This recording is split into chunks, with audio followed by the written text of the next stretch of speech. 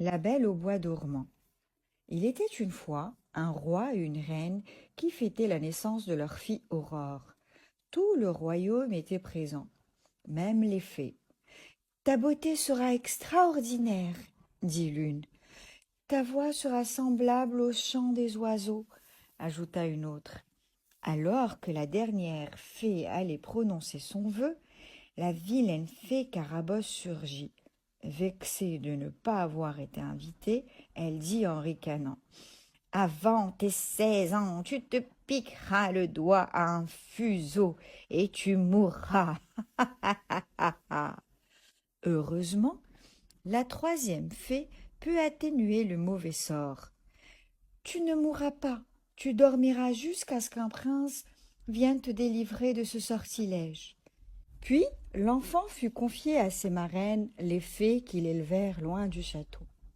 15 années passèrent, Aurore était une magnifique jeune fille. La veille de ses 16 ans, elle retrouva ses parents, persuadée qu'elle ne craignait plus rien. Mais elle se perdit dans le château, et attirée par Carabosse, elle gravit l'escalier d'une tour où une vieille femme filait la laine. La pauvre n'avait pas été avertie de l'interdiction royale d'utiliser un fuseau. Attirée par ce dernier, Aurore s'approcha pour mieux le regarder. Puis elle tendit la main et se piqua. Immédiatement, elle sombra dans un profond sommeil. La prédiction de Carabosse venait de se réaliser.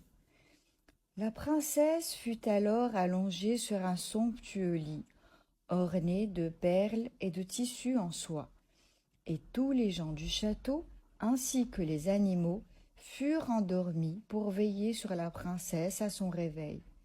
100 ans passèrent, un prince en balade remarqua le château presque entièrement recouvert de ronces.